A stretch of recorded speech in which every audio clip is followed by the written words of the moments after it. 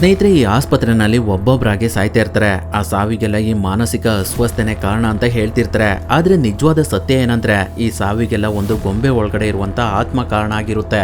ಇದಕ್ಕಿಂತ ಮುಖ್ಯವಾದ ಟ್ವಿಸ್ಟ್ ಏನಂದ್ರೆ ಈ ಆಸ್ಪತ್ರೆನಲ್ಲಿ ಒಂದ್ ಗೊಂಬೆ ಮಾತ್ರ ಅಲ್ಲ, 3 ಗೊಂಬೆಗಳು ಒಟ್ಟಾಗಿ ಸೇರ್ಕೊಂಡು ಈ ಕೆಲಸ ಮಾಡ್ತಿರ್ತವೆ.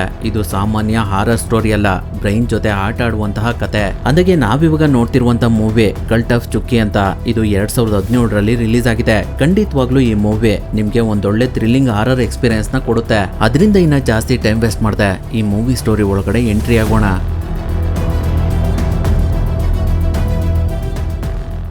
ಕತೆ ಶುರುವಾದಾಗ ಆಂಡಿ ತನ್ನ ಗರ್ಲ್ ಫ್ರೆಂಡ್ ಆದ ರಾಚಲ್ ಜೊತೆ ಒಂದು ಹೋಟೆಲ್ಗೆ ಡಿನ್ನರ್ಗೆ ಅಂತ ಬಂದಿರ್ತಾನೆ. ಅವಾಗ ರಾಚಲ್ ಆಂಡಿಗೆ ನಿನ್ನ ಹತ್ರ ಯಾಕಷ್ಟೊಂದು ಗನ್ಗಳಿದಾವಲ್ಲ ಅಂತ ಕೇಳ್ತಾಳೆ. ಅದಕ್ಕೆ ಆಂಡಿ ನನ್ನ ಸೇಫ್ಟಿಗೋಸ್ಕರ ಇಟ್ಕೊಂಡಿದ್ದೀನಿ ಅಂತ ಹೇಳ್ತಾನೆ. ಅವಾಗ ರಾಚಲ್, ನಾನು ಇಂಟರ್ನೆಟ್ ನಲ್ಲಿ ನಿನ್ ಬಗ್ಗೆ ಎಲ್ಲಾ ವಿಷಯನ ತಿಳ್ಕೊಂಡಿದ್ದೀನಿ, ನೀನು ಮೊದ್ಲೇ ಇದನ್ನೆಲ್ಲ ನನಗೆ ಯಾಕೆ ಹೇಳಿಲ್ಲ ಅಂತ ಕೇಳ್ತಾಳೆ. ಅದಕ್ಕೆ ಆಂಡಿ, 6 ವರ್ಷಗಳ ಹಿಂದೆ ನನ್ನ ವೈಫ್ ನ ಯಾರೋ ಮರ್ಡರ್ ಮಾಡಿದ್ರು, ಅದಾದ್ಮೇಲೆ ಅದೇ ವರ್ಷ ನನಗೆ ಗೊತ್ತಿರೋರೆ 37 ಜನ ಸತ್ತೋದ್ರು ಅಂತ ಹೇಳ್ತಾನೆ. ಆ ಮಾತನ್ನ ಕೇಳಿ ರಾಚಲ್, ನೋಡು ಸ್ಯಾಂಡಿ, ನೀನು ತುಂಬಾನೇ ಒಳ್ಳೆ ಮನುಷ್ಯ, ಆದ್ರೆ ಇಷ್ಟೆಲ್ಲ ರಿಸ್ಕ್ ನ ತಗೊಳ್ಳೋದಕ್ಕೆ ನಾನು ರೆಡಿ ಇಲ್ಲ ಅಂತ ಹೇಳಿ ಅವಳು ಅಲ್ಲಿಂದ ಹೋಗ್ತಾಳೆ. ಅಲ್ಲಿಗೆ ಅವರಿಬ್ರು ಮಧ್ಯೆ ಬ್ರೇಕಪ್ ಆಗುತ್ತೆ. ಅದೇ ಬೇಜಾರದಲ್ಲಿ ಸ್ಯಾಂಡಿ ಅವನ್ ಮನೆಗ್ ಬರ್ತಾನೆ. ಅವನ್ ಮನೆ ಒಂದು ನಿರ್ಜನವಾದ ಪ್ರದೇಶದಲ್ಲಿರುತ್ತೆ. ಆ ಮನೇಲಿ ಅವನನ್ನ ಬಿಟ್ರೆ ಬೇರೆ ಇನ್ಯಾರು ಇರೋದಿಲ್ಲ. ಹಾಗಾಗಿ ಸ್ಯಾಂಡಿ ತುಂಬಾ ಬೇಜಾರದಲ್ಲಿ ಡ್ರಿಂಕ್ಸ್ ಮಾಡ್ತಿರ್ಬೇಕಾದ್ರೆ ಅವನಿಗೆ ಏನೋ ನೆನಪಾಗುತ್ತೆ. ಅದರಿಂದ ಅವನು ಒಂದು ಸೀಕ್ರೆಟ್ ಲಾಕರ್ ನ ಓಪನ್ ಮಾಡ್ತಾನೆ. ಅದ್ರೊಳಗಡೆ ಪೀಸ್ ಆಗಿರುವಂತಹ ಒಂದು ಗೊಂಬೆಯ ತಲೆ ಇರುತ್ತೆ, ಅದಕ್ಕೆ ಜೀವ ಕೂಡ ಇರುತ್ತೆ. ಅದನ್ನ ಸ್ಯಾಂಡಿ ಲಾಕರ್ ನಿಂದ ಹೊರಗಡೆ ತೆಗೆದು ಒಂದು ಟೇಬಲ್ ಮೇಲ್ಗಡೆ ಇಟ್ಟು ಅದರ ಬಾಯಿ ಕಟ್ಟಿರುವಂತ ಬಟ್ಟೆನ ಬಿಚ್ಚಿ ಸಿಗರೇಟ್ ಸೇತ, ಇವತ್ ರಾತ್ರಿ ನಾವಿಬ್ರೇ ದೋಸ್ತ ಅಂತ ಹೇಳ್ತಿರ್ತಾನೆ. ಅವನನ್ನ ನೋಡಿ ಆ ಗೊಂಬೆ ನನಗೂ ಕೂಡ ಸ್ವಲ್ಪ ಸಿಗರೇಟ್ ಕೊಡು ಅಂತ ಕೇಳುತ್ತೆ. ಅದರಿಂದ ಸ್ಯಾಂಡಿ ಅವನ್ ಕೈಲಿದ್ದಂತಹ ಸಿಗರೇಟ್ ನ ಆ ಗೊಂಬೆ ಕೊಡ್ತಾನೆ. ಅವಾಗ ಅದು ಆ ಸಿಗರೇಟ್ ನ ಸೇತ ಸ್ಯಾಂಡಿನ ಭಯ ಪಡಿಸೋದಕ್ಕೆ ನೋಡುತ್ತೆ. ಅವಾಗ ಸ್ಯಾಂಡಿ ಆ ಗೊಂಬೆಗೆ ನನ್ ಜೊತೆ ಆಟ ಆಡ್ತೀಯ ಅಂತ ಹೇಳಿ ಡ್ರಾಯರ್ ಒಳಗಡೆ ಇದ್ದಂತ ಫ್ಲೇಮ್ ಗನ್ನ ತಗೊಂಡು ಆ ಗೊಂಬೆಗೆ ಸುಡೋದಕ್ಕೆ ಸ್ಟಾರ್ಟ್ ಮಾಡ್ತಾನೆ. ಆ ಗೊಂಬೆಗೆನೆ ಚಕ್ಕಿ ಅಂತ ಕರೀತಾರೆ. ಅಲ್ಲಿಗೆ ಆ ಸೀನ್ ಕಟ್ ಆಗಿ ನಮ್ಗೆ ಮೆಂಟಲ್ ಹಾಸ್ಪಿಟಲ್ ನಲ್ಲಿ ಇರುವಂತ ನೀಕನ ತೋರಿಸ್ತಾರೆ. ಅವಳ ತಲೆ ಸರಿ ಇಲ್ಲ ಅಂತ ಅವಳಿಗೆ ಟ್ರೀಟ್ಮೆಂಟ್ ಮಾಡ್ತಿರ್ತಾರೆ. ಅವಳ ಕಾಲ್ಗಳಿಗೂ ಕೂಡ ಸ್ವಾಧೀನ ಇರೋದಿಲ್ಲ. ಅವಳು ಯಾವಾಗ್ಲೂ ಚಕ್ಕಿ ಅನ್ನೋ ಒಂದು ಗೊಂಬೆ ತುಂಬಾ ಜನನ ಬೇಟೆಯಾಡಿ ಎಲ್ಲರನ್ನು ಸಾಯಿಸ್ತಾ ಇದೆ ಅಂತ ಹೇಳ್ತಿರ್ತಾಳೆ. ಆದ್ರೆ ಅವಳ ಮಾತನ್ನ ಯಾರು ಕೇಳ್ತಾ ಇರೋದಿಲ್ಲ. ಡಾಕ್ಟರ್ಸ್ ಗಳೆಲ್ಲ ನೀನ್ ಅನ್ಕೊಂಡಿರೋದು ಬರೀ ಭ್ರಮೆ, ಅದರಿಂದ ನೀನು ಹೊರ್ಗಡೆ ಬಾ ಅಂತ ಅವಳಿಗೆ ಕೌನ್ಸಿಲಿಂಗ್ ಮಾಡ್ತಿರ್ತಾರೆ. ಇವ್ರ ಹೆಸರು ಡಾಕ್ಟರ್ ಫೋಲೆ ಅಂತ. ಇವರೇ ನೀಕಾಗೆ ಟ್ರೀಟ್ಮೆಂಟ್ ಮಾಡ್ತಿರೋದು. ಅವರು ನೀಕಳಲ್ಲಿ ಆಗ್ತಿರುವಂತ ಇಂಪ್ರೂವ್ಮೆಂಟ್ಸ್ ನ ನೋಡಿ ಅವಳನ್ನ ಆಸ್ಪತ್ರೆಯಿಂದ ಹೆಡ್ ಕ್ವಾರ್ಟರ್ ಗೆ ಶಿಫ್ಟ್ ಮಾಡ್ತಾರೆ. ಈ ಹೆಡ್ ಕ್ವಾರ್ಟರ್ ನಲ್ಲಿರುವಂತ ಪೇಷಂಟ್ಸ್ ಗಳಿಗೆ ಸ್ವಲ್ಪ ಪ್ರೈವಸಿ ಜಾಸ್ತಿ ಇರುತ್ತೆ. ಹಾಗೆ ಇಲ್ಲಿ ಸೆಕ್ಯೂರಿಟಿ ಕೂಡ ಕಮ್ಮಿ ಇರುತ್ತೆ. ಮಲಗೋದಕ್ಕೆ ಒಂದು ಸಪರೇಟ್ ರೂಮ್ ನ ಪ್ರೊವೈಡ್ ಮಾಡಿರ್ತಾರೆ. ಇವನ ಹೆಸರು ಕಾರ್ಲಸ್ ಅಂತ. ಇವನು ಈ ಹಾಸ್ಪಿಟಲ್ ನಲ್ಲಿ ನರ್ಸ್ ಆಗಿ ಕೆಲಸ ಮಾಡ್ತಿರ್ತಾನೆ. ಅವನು ನೀಕಾಗೆ ಈ ಹಾಸ್ಪಿಟಲ್ ನಲ್ಲಿ ರೂಮ್ ಗಳು ಎಲ್ಲಿದಾವೆ ಮತ್ತೆ ಊಟದ ವ್ಯವಸ್ಥೆ ಹೇಗಿರುತ್ತೆ ಅಂತ ಹೇಳಿ ಅವನು ಅಲ್ಲಿಂದ ಹೋಗ್ತಾನೆ. ಅದಾದ್ಮೇಲೆ ನೀಕಾ ಆ ಹಾಸ್ಪಿಟಲ್ ನ ರಿಸೆಪ್ಷನ್ ಹತ್ರ ಹೋಗ್ತಾಳೆ. ಅಲ್ಲಿ ಒಬ್ರು ಲೇಡಿ ಅವಳು ಮುಂದೆ ಬಂದು ನಾನ್ ನಿನ್ಗೆ ಕಾಣಿಸ್ತಾ ಇದ್ದೀನಿ ಅಂತ ಕೇಳ್ತಾರೆ. ಅವ್ರ ಹೆಸರು ಏಂಜೆಲಾ ಅಂತ.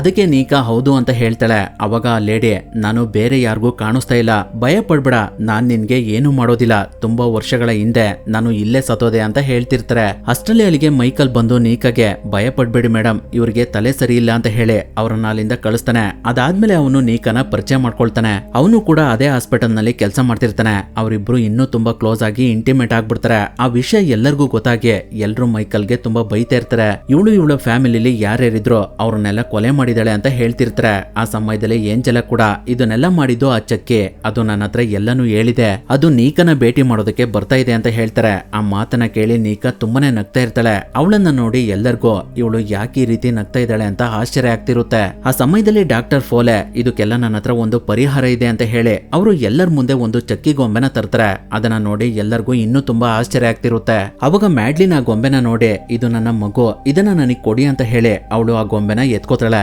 ಅದಾದ್ಮೇಲೆ ಅವಳು ಆ ಗೊಂಬೆನ ತನ್ನ ಸ್ವಂತ ಮಗು ತರನೇ ನೋಡ್ಕೊಳ್ಳೋದಕ್ಕೆ ಶುರು ಮಾಡ್ತಾಳೆ. ಅದನ್ನ ನೋಡಿ ಟಿಫ್ನಿ, ಮ್ಯಾಡ್ಲಿನ್ ನಿನ್ ಮಗು ಸತ್ತೋಗಿದೆ, ಇದು ಬರೀ ಗೊಂಬೆ ಅಷ್ಟೇ ಅಂತ ಹೇಳಿ ಆ ಗೊಂಬೆನ ಕಿತ್ಕೋತಾಳೆ. ಅವಾಗ ಅವಳಿಗೆ ನೀಕಾ ಆ ಗೊಂಬೆನ ಮ್ಯಾಡ್ಲಿನ್ಗೆ ವಾಪಸ್ ಕೊಡು ಅಂತ ಹೇಳ್ತಾಳೆ. ಅದರಿಂದ ಟಿಫ್ನಿ ತುಂಬಾ ಬೇಜಾರ್ ಮಾಡ್ಕೊಂಡು ಆ ಗೊಂಬೆನ ಅಲ್ಲೇ ಬಿಟ್ಟು ಬೇರೆ ಕಡೆ ಹೋಗ್ತಾಳೆ. ಹಾಗಾಗಿ ನೀಕಾ ಆ ಗೊಂಬೆನ ಮತ್ತೆ ಮ್ಯಾಡ್ಲಿನ್ ಕೈಗೆ ಕೊಡ್ತಾಳೆ. ಅಷ್ಟರಲ್ಲಿ ಅಲ್ಲಿಗೆ ಡಾಕ್ಟರ್ ಫೋಲೆ ಬಂದು ನೀಕಾ ನಿನ್ನ ಯಾರೋ ಭೇಟಿ ಮಾಡೋದಕ್ ಬಂದಿದ್ದಾರೆ ಅಂತ ಹೇಳಿ ಅವಳನ್ನ ಅಲ್ಲಿಂದ ಬೇರೆ ಕಡೆ ಕರ್ಕೊಂಡು ಹೋಗ್ತಾರೆ. ಇವ್ರ ಹೆಸರು ಕೇಲ್ ಅಂತ.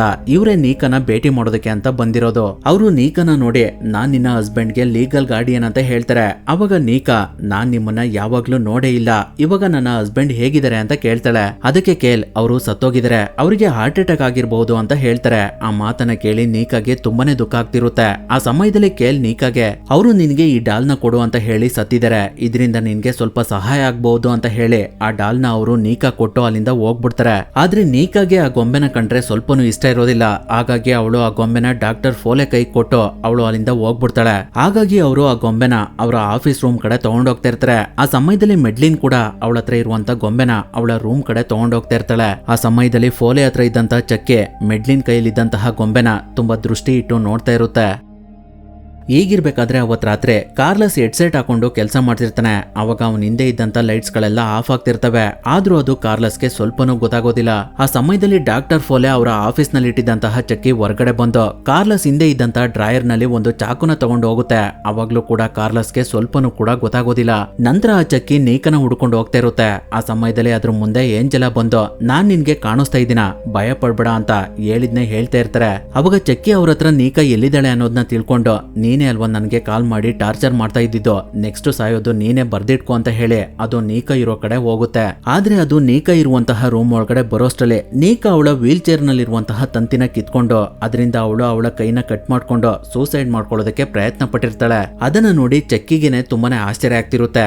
ಈಗಿರ್ಬೇಕಾದ್ರೆ ನೆಕ್ಸ್ಟ್ ಡೇ ಕಾರ್ಲಸ್ ನೀಕಾ ಇರುವಂತಹ ರೂಮ್ ಒಳಗಡೆ ಬಂದು ನೀಕನ ಎಬ್ಬಿಸ್ತಾನೆ. ಅವಾಗ ನೀಕಾ ಕೂಡ ಎದ್ಬಿಡ್ತಾಳೆ. ಅವಳಿಗೆ ಏನು ಆಗಿರೋದಿಲ್ಲ. ಅದನ್ನ ನೋಡಿ ಅವಳಿಗೆನೆ ತುಂಬಾ ಆಶ್ಚರ್ಯ ಆಗ್ತಿರುತ್ತೆ. ಅದೇ ಆಶ್ಚರ್ಯದಿಂದ ಅವಳು ಕೆಳಗಡೆ ಇದ್ದಂತಹ ಬ್ಲಡ್ ನ ನೋಡ್ತಾಳೆ. ಅದರಲ್ಲಿ ಚಕ್ಕೆ ನಾಟ್ ಸೋ ಫಾಸ್ಟ್ ಅಂತ ಬರ್ದಿರುತ್ತೆ. ಹಾಗೆ ಅದು ಅವಳ ಕೈಗೂ ಕೂಡ ಹೊಲ್ಗೆ ಹಾಕಿರುತ್ತೆ.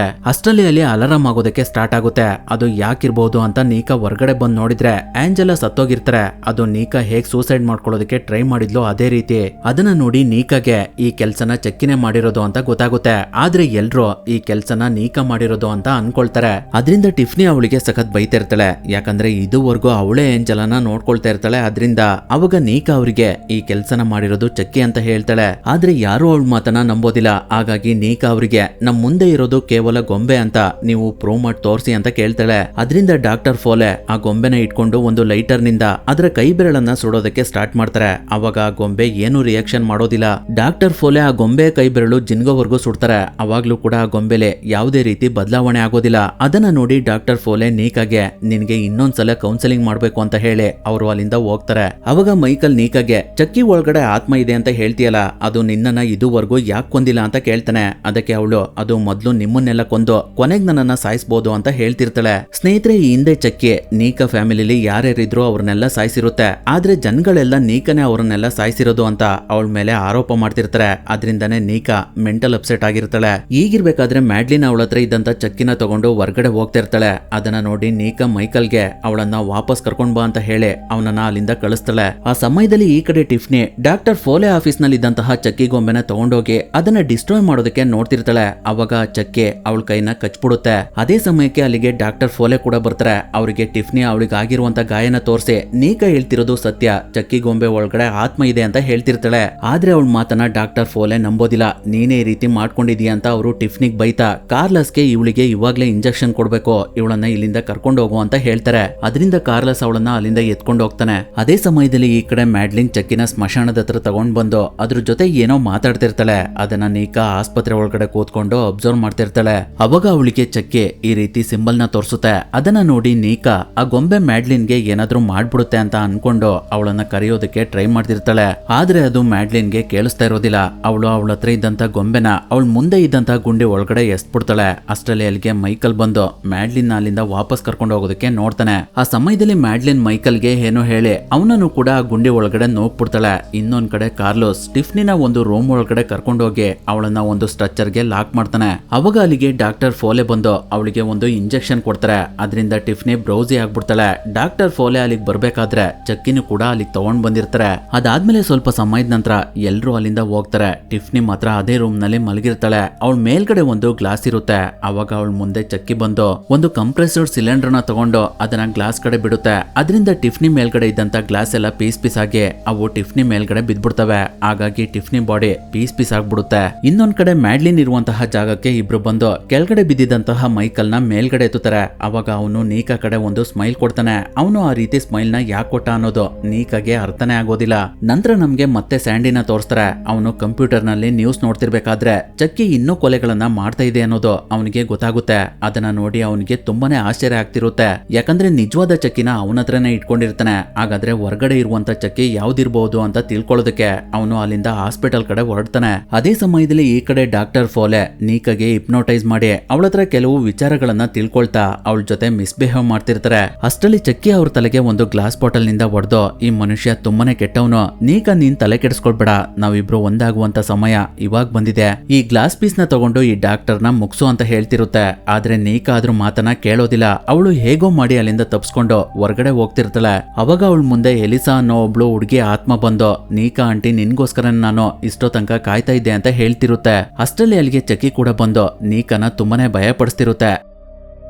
ಈಗಿರ್ಬೇಕಾದ್ರೆ ನೆಕ್ಸ್ಟ್ ಡೇ ಡಾಕ್ಟರ್ ಫೋಲೆ ನೀಕಾ ಹತ್ರ ಬಂದು, ನನ್ ಮೇಲೆ ನೀನು ನೆನ್ನೆ ಯಾಕೆ ದಾಳಿ ಮಾಡ್ದೆ, ನೀನಿನ್ನೂ ಸರಿ ಹೋಗಿಲ್ಲ ಅಂತ ಬೈತಾ ಇರ್ತಾರೆ. ಆ ಸಮಯದಲ್ಲಿ ನೀಕಾಗೆ ಮ್ಯಾಡ್ಲಿನ್ ಚಕ್ಕಿಗೆ ಹಾಲ್ ಕುಡಿಸ್ತಾ ಇರೋದು ಕಾಣಿಸುತ್ತೆ. ಅಲ್ಲಿ ಆಶ್ಲಿ ಕೂಡ ಇರ್ತಾಳೆ. ಆದ್ರೂ ಅವಳು ಮ್ಯಾಡ್ಲಿನ್ಗೆ ಏನು ಹೇಳ್ತಾ ಇರೋದಿಲ್ಲ. ಅದನ್ನ ನೋಡಿ ನೀಕಾಗೆ ತುಂಬಾನೇ ಆಶ್ಚರ್ಯ ಆಗ್ತಿರುತ್ತೆ. ಈ ಕಡೆ ಮ್ಯಾಡ್ಲಿನ್ ಚಕ್ಕಿಗೆ ಹಾಲ್ ಕುಡ್ಸಿ ಅದನ್ನ ಬೆಡ್ ಮೇಲ್ಗಡೆ ಮಲಗಿಸಿ, ನಾನ್ ನಿನ್ನನ್ನ ತುಂಬಾನೇ ಪ್ರೀತಿ ಮಾಡ್ತೀನಿ ಚಕ್ಕಿ ಅಂತ ಹೇಳಿ ಒಂದು ಪಿಲ್ಲೋನ ತಗೊಂಡು ಚಕ್ಕಿನ ಉಸಿರುಗಟ್ಟಿ ಸಾಯಿಸ್ಬಿಡ್ತಾಳೆ. ಅಷ್ಟರಲ್ಲಿ ಅಲ್ಲಿಗೆ ಡಾಕ್ಟರ್ ಫೋಲೆ ಬಂದು, ಮ್ಯಾಡ್ಲಿನ್ಗೆ ನೀನು ನಿನ್ ಮಗು ಜೊತೆ ಏನ್ ಮಾಡ್ತಿದ್ಯಾ ಅಂತ ಕೇಳ್ತಾರೆ. ಅವ್ರ ಜೊತೆ ನೀಕಾ ಮತ್ತೆ ಮೈಕಲ್ ಕೂಡ ಬಂದಿರ್ತಾರೆ. ಅವಾಗ ಮ್ಯಾಡ್ಲಿನ್ ಅವ್ರಿಗೆ, ಇದು ನನ್ ಮಗು ಅಲ್ಲ, ಇದೊಂದು ಗೊಂಬೆ ಅಷ್ಟೇ, ನನ್ ಮಗು ಬದುಕಿಲ್ಲ, ಅದರಿಂದ ನಾನು ಇದನ್ನು ಕೂಡ ಸಾಯಿಸ್ಬಿಟ್ಟೆ ಅಂತ ಹೇಳ್ತಿರ್ತಾಳೆ. ಅವಳನ್ನ ನೋಡಿ ನೀಕಾ, ಈ ಗೊಂಬೆ ಸತ್ತಿಲ್ಲ, ಬರೀ ನಾಟಕ ಆಡ್ತಾ ಇದೆ ಅಂತ ಹೇಳ್ತಾಳೆ. ಆದ್ರೂ ಯಾರು ಅವಳ ಮಾತನ್ನ ನಂಬೋದಿಲ್ಲ. ಎಲ್ರೂ ಅದಕ್ಕೆ ಅಂತ್ಯ ಸಂಸ್ಕಾರ ಮಾಡಿ ಒಂದು ಗುಂಡಿ ಒಳಗಡೆ ಮುಚ್ಚಿಬಿಡ್ತಾರೆ. ಈಗಿರ್ಬೇಕಾದ್ರೆ ಅವತ್ ರಾತ್ರಿ ಸ್ಯಾಂಡಿ ಹಾಸ್ಪಿಟಲ್ ಹತ್ರ ಬಂದು ಹೊರಗಡೆ ಇದ್ದಂತ ಸೆಕ್ಯೂರಿಟಿ ಹತ್ರ, ನಾನು ಇವಾಗ್ಲೇ ನೀಕನ ಭೇಟಿ ಮಾಡ್ಬೇಕು ಅಂತ ಹೇಳ್ತಾನೆ. ಆದ್ರೆ ಅದಕ್ಕೆ ಆ ಸೆಕ್ಯೂರಿಟಿ ಒಪ್ಪೋದಿಲ್ಲ. ಅದರಿಂದ ಸ್ಯಾಂಡಿಗೆ ಕೋಪ ಬಂದು ಅವನು ಆ ಸ್ಯಾಂಡಿ ಮೇಲೆ ಕೈ ಮಾಡ್ಬಿಡ್ತಾನೆ. ಹಾಗಾಗಿ ಅವರು ಅವನನ್ನ ಒಂದು ರೂಮ್ ಒಳಗಡೆ ಕೂಡಾಕ್ತಾರೆ. ಅದರಿಂದ ಸ್ಯಾಂಡಿಗೆ ನೀಕನ ಭೇಟಿ ಮಾಡೋದಕ್ಕೆ ಆಗೋದಿಲ್ಲ.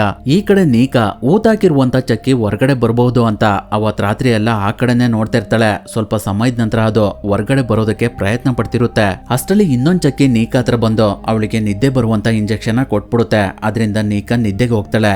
ಈಗಿರ್ಬೇಕಾದ್ರೆ ಯಾರೋ ಡಾಕ್ಟರ್ ಫೋಲೆಗೆ ಇನ್ನೊಂದ್ ಚಕ್ಕಿ ಗೊಂಬೆನ ಪಾರ್ಸಲ್ ಕಳ್ಸಿರ್ತಾರೆ. ಆದ್ರೆ ಅದು ಯಾರು ಅಂತ ಮೆನ್ಷನ್ ಮಾಡಿರೋದಿಲ್ಲ. ಹಾಗಾಗಿ ಅವರು ಅದ್ರ ಬಗ್ಗೆ ತಲೆ ಕೆಡಿಸ್ಕೊಳ್ದೆ ರೌಂಡ್ಸ್ಗೆ ಅಂತ ಹೋಗ್ತಾರೆ. ಅದೇ ಸಮಯದಲ್ಲಿ ಮ್ಯಾಡ್ಲಿನ್ ಮಗು ಕಳ್ಕೊಂಡಿರೋದ್ರಿಂದ ತುಂಬಾನೇ ದುಃಖ ಪಡ್ತಿರ್ತಾಳೆ. ಅವಾಗ ಅಲ್ಲಿಗೆ ಚಕ್ಕಿ ಬರುತ್ತೆ. ಅದನ್ನ ನೋಡಿ ಮ್ಯಾಡ್ಲಿನ್, ಚಕ್ಕಿ ನೀನು ಮತ್ತೆ ವಾಪಸ್ ಬಂದ, ನಿನ್ನನ್ನ ನೋಡಿ ನನಗೆ ತುಂಬಾನೇ ಖುಷಿಯಾಗಿದೆ, ತಾಯಿ ಪ್ರೀತಿ ಯಾವತ್ತೂ ಸಾಯೋದಿಲ್ಲ, ಬಾ ನನ್ನ ಹತ್ರ ಅಂತ ಕರಿತಾ ಇರ್ತಾಳೆ. ಹಾಗಾಗಿ ಚಕ್ಕಿ ಅವಳ ಹತ್ರ ಹೋಗಿ ಅವಳನ್ನ ತಪ್ಕೊಳ್ಳುತ್ತೆ.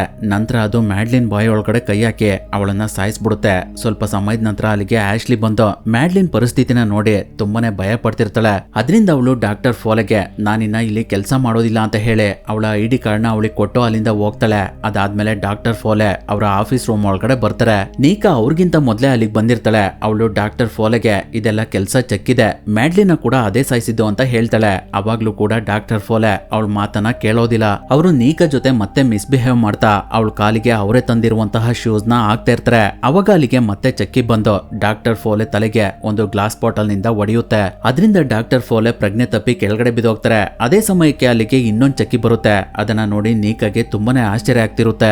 ಅವೆರಡು ಮಾತಾಡ್ಕೊಂಡು ಮಂತ್ರನ ಹೇಳ್ತಾ ಡಾಕ್ಟರ್ ಫೋಲೆ ಆಫೀಸ್ ರೂಮ್ ಒಳಗಡೆ ಇದ್ದಂತಹ ಚಕ್ಕಿ ಗೊಂಬೆನೂ ಕೂಡ ಜೀವಂತ ಮಾಡ್ಬಿಡ್ತವೆ. ನಂತರ ಅವೆಲ್ಲ ಸೇರ್ಕೊಂಡು ಅವುಗಳಿಗೆ ಗೊಂಬೆಗಳನ್ನ ಜೀವಂತ ಮಾಡುವಂತಹ ಮಂತ್ರ ಎಲ್ ಸಿಕ್ತು ಹೇಗ್ ಸಿಕ್ತು ಅನ್ನೋದ್ನ ನೀಕಾ ಹತ್ರ ಹೇಳ್ತಿರ್ತವೆ. ಅಷ್ಟರಲ್ಲಿ ಅಲ್ಲಿಗೆ ಕಾರ್ಲಸ್ ಕೂಡ ಬಂದ್ಬಿಡ್ತಾನೆ. ಅವನನ್ನ ನೋಡಿ 3 ಗೊಂಬೆಗಳು ಅವನ ಮೇಲೆ ಅಟ್ಯಾಕ್ ಮಾಡಿ ಅವನನ್ನ ಸಾಯಿಸ್ಬಿಡ್ತವೆ. ಅದನ್ನ ನೋಡಿ ನೀಕಾಗೆ ತುಂಬಾನೇ ದುಃಖ ಆಗ್ತಿರುತ್ತೆ.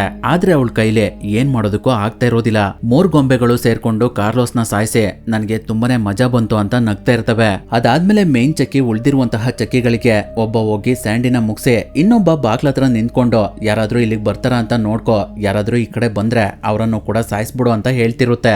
ಅದೇ ಸಮಯದಲ್ಲಿ ಗೇಟ್ ಹತ್ರ ಒಂದು ಕಾರ್ ಬಂದ್ ನಿಂತಿರುತ್ತೆ. ಅದರಿಂದ ಅದ್ರೊಳಗಡೆ ಯಾರಿರ್ಬೋದು ಅಂತ ನೋಡೋದಕ್ಕೆ ಸೆಕ್ಯೂರಿಟಿ ಆ ಕಾರ್ ಹತ್ರ ಹೋಗಿ ಕಾರ್ ಒಳಗಡೆ ಎಲ್ಲ ನೋಡ್ತಿರ್ತಾರೆ. ಅವಾಗ ಅವ್ರ ಹಿಂದೆಯಿಂದ ಕೇಳ್ ಬಂದು ಸೆಕ್ಯೂರಿಟಿನ ಸಾಯಿಸ್ಬಿಡ್ತಾಳೆ. ಈ ಕಡೆ ನೀಕಾ ಚಕ್ಕಿಗೆ ನನ್ನನ್ನ ಸಾಯಿಸೋದಾದ್ರೆ ಸಾಯಿಸ್ಬಿಡು ಅಂತ ಹೇಳ್ತಿರ್ತಾಳೆ. ಅದಕ್ಕೆ ಚಕ್ಕಿ, ನಾನ್ ನಿನ್ನನ್ನ ಸಾಯಿಸ್ಬೇಕು ಅಂದಿದ್ರೆ ಯಾವತ್ತೂ ಸಾಯಿಸ್ಬಿಡ್ತಿದ್ದೆ, ನನ್ನನ್ನ ನಂಬು ಅಂತ ಹೇಳಿ ಮಂತ್ರನ ಹೇಳೋದಕ್ಕೆ ಸ್ಟಾರ್ಟ್ ಮಾಡುತ್ತೆ. ಹಾಗಾಗಿ ಅದು ಸಂಪೂರ್ಣವಾಗಿ ನೀಕಾ ಬಾಡಿ ಒಳಗಡೆ ಸೇರ್ಕೊಂಡ್ಬಿಡುತ್ತೆ. ಅದರಿಂದ ಅವಳ ಕಾಲಿಗೆ ಸ್ವಾಧೀನ ಬಂದ್ಬಿಡುತ್ತೆ. ಇವಾಗ ನೀಕಾ ಸಂಪೂರ್ಣವಾಗಿ ಚಕ್ಕಿಯಾಗಿ ಬದಲಾಗ್ತಾಳೆ. ನಂತರ ಅವಳು ಡಾಕ್ಟರ್ ಫೋಲೆನ ಅವರೇ ಹಾಕಿರುವಂತ ಶೂಸ್ ನಿಂದ ತುಳಿದು ಸಾಯಿಸ್ಬಿಡ್ತಾಳೆ. ಅದೇ ಸಮಯದಲ್ಲಿ ಇನ್ನೊಂದ್ ಚಕ್ಕಿ ಆಂಡಿ ಹತ್ರ ಬಂದು ಅವನಿರುವಂತಹ ಜಾಗದ ಡೋರ್ನ ಒಂದು ಕಾರ್ಡಿಂದ ಓಪನ್ ಮಾಡಿ ಅವನ ಕಾಲಿಗೆ ಚಾಕುವಿನಿಂದ ಚುಚ್ಬಿಡುತ್ತೆ. ನಂತರ ಅದು ಅವನ ಮೇಲೆ ಅಟ್ಯಾಕ್ ಮಾಡಿ ಅವನನ್ನ ಸಾಯಿಸೋದಕ್ಕೆ ನೋಡ್ತಿರುತ್ತೆ. ಅಷ್ಟಲ್ಲೇ ಆಂಡಿ ಅದನ್ನ ಇಟ್ಕೊಂಡು ಅದರ ಬಾಡಿ ಒಳಗಡೆ ಕೈ ಹಾಕಿ ಅದರ ಹೊಟ್ಟೆಲಿದ್ದಂತಹ ಗನ್ನ ಹೊರಗಡೆ ತೆಗೆದು ಚಕ್ಕಿಗೆ ಶೂಟ್ ಮಾಡ್ತಾನೆ. ಆದ್ರೂ ಅದು ಸಾಯೋದಿಲ್ಲ.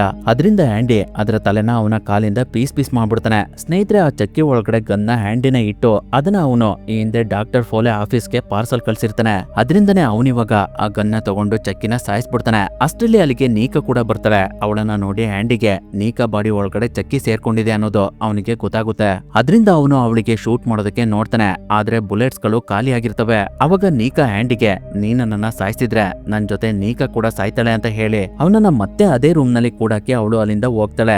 ನಂತರ ಅವಳು ಕೇಲ್ ಹತ್ರ ಬಂದು ಎಲ್ಲ ನಾವು ಅನ್ಕೊಂಡಂಗೆ ಆಯ್ತು ಅಂತ ಹೇಳಿ ಕೇಲ್ಗೆ ಕಿಸ್ ಮಾಡ್ತಾಳೆ. ಅವಾಗ ನಮ್ಗೆ ಅರ್ಥ ಆಗುತ್ತೆ ನೀಕಾ ಬಾಡಿ ಒಳಗಡೆ ಇರುವಂತಹ ಆತ್ಮಕ್ಕೂ ಕೇಲ್ಗೂ ಏನೋ ಸಂಬಂಧ ಇದೆ ಅಂತ. ಮೋಸ್ಟ್ಲಿ ಕೇಲ್ ಬಾಡಿ ಒಳಗಡೆನೂ ಒಂದು ಆತ್ಮ ಇರಬಹುದು. ಅದು ತನ್ನ ಹಳೆ ಸೇಡ್ ನ ತೀರಿಸ್ಕೊಳ್ಳೋದಕ್ಕೆ ಇಷ್ಟೆಲ್ಲ ಕೊಲೆಗಳನ್ನ ಮಾಡಿರಬಹುದು ಅಂತ ಗೊತ್ತಾಗುತ್ತೆ. ಅದಾದ್ಮೇಲೆ ಅವರಿಬ್ರು ಕಾರ್ ಒಳಗಡೆ ಕೂರ್ತಾರೆ. ಆ ಕಾರ್ ಒಳಗಡೆನೂ ಒಂದು ಗೊಂಬೆ ಇರುತ್ತೆ. ಅದು ಕೂಡ ಜೀವಂತವಾಗಿರುತ್ತೆ. ಅದು ಬೇರೆ ಯಾರು ಅಲ್ಲ, ಆಲಿಸ್. ಅವಾಗ್ಲೇ ಒಂದ್ಸಲ ನೀಕಾಗೆ ಕಾಣಿಸ್ಕೊಂಡಿದ್ದಲ್ಲ, ಅವಳೇ ಇವಳು. ನಂತರ ಅವ್ರ 3 ಜನನು ತುಂಬಾನೇ ನಗ್ತಾ ಅಲ್ಲಿಂದ ಹೋಗ್ತಾರೆ. ಅಲ್ಲಿಗೆ ಈ ಮೂವಿ ಎಂಡ್ ಆಗುತ್ತೆ.